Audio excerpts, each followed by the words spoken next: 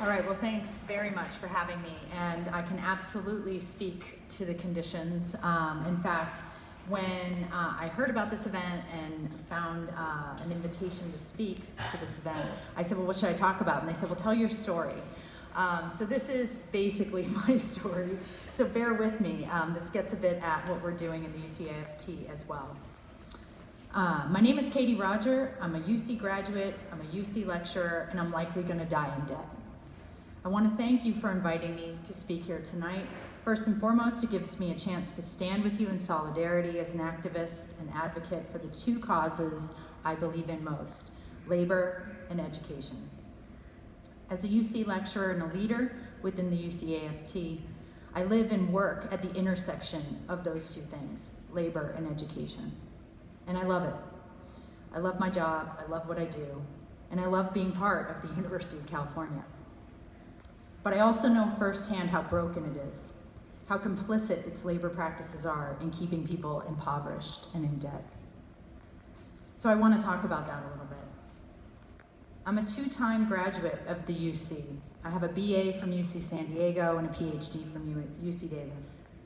My education is what I'm most proud of in my life, except for, of course, kids and family and all that stuff. And being a teacher, being a UC lecturer is awesome. I don't want to do anything else, but as I stand here today, that education has cost me over $100,000 of debt. I owe $15,000 more now than I did when I graduated 10 years ago.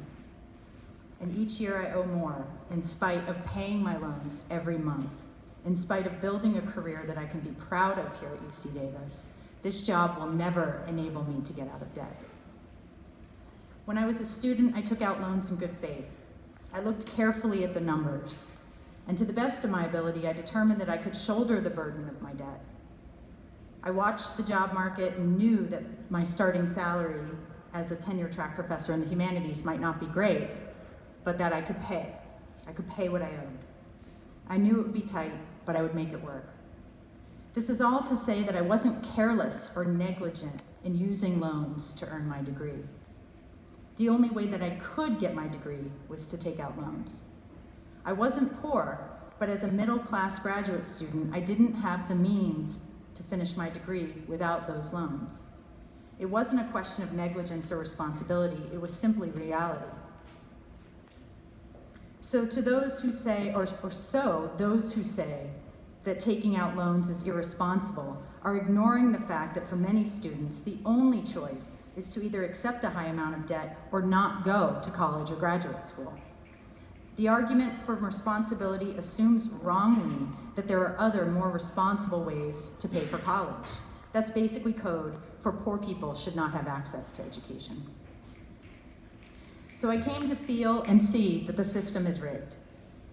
Unless a student has significant help from family or works full-time or even more than full-time, paying for a degree up front is impossible for the majority of us. Loans are everywhere and they're predatory, even federal loans, that I've paid back thousands of dollars and owe even more than when I started as criminal. Well, it's not, but it should be. Like so many, I enrolled in the Public Service Loan Forgiveness Program, which claims to forgive the balance of federal loans after 10 years, 120 qualified payments. The New York Times ran a story a few months ago about the first 900 people to apply for forgiveness after completing 10 years of repayment. 9 of them were forgiven. The other 891 people were told they disqualified themselves for various technicalities. When we read that, my husband and I basically freaked out. He's also paying back tens of thousands of loans, having earned a doctorate in education, being a public school teacher, and now working for the state of California.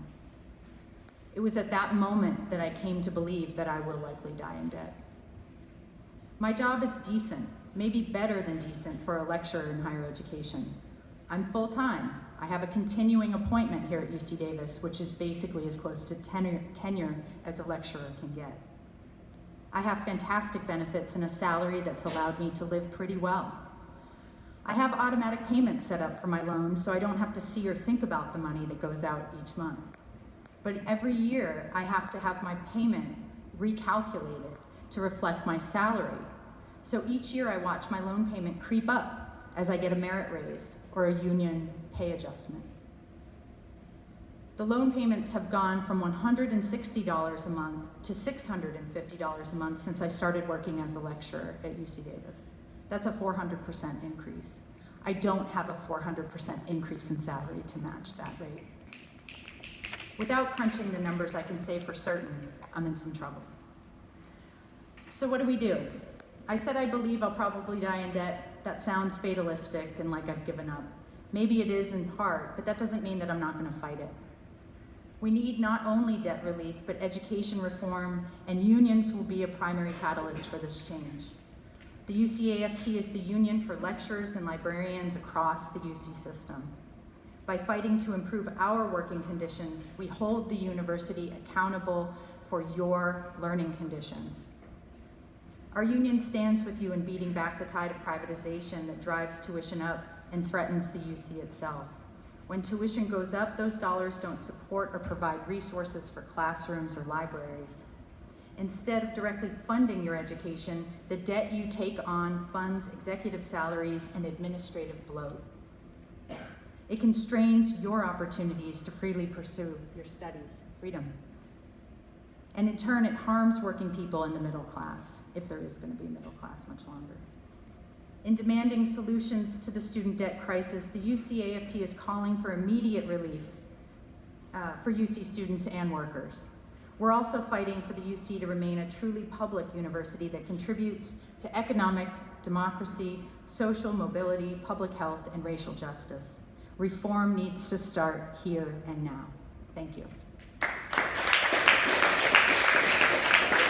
One quick thing, not in my prepared remarks. As Morgan said, we are bargaining. The lecturers are bargaining right now, and we are going to be trying to raise visibility of our campaign for students in particular. So we are here to partner with you. We're lecturers. We teach 30% of all the classes that undergraduates take. They don't realize it always. So we are very, very invested in students, in you, and in this university. So thank you.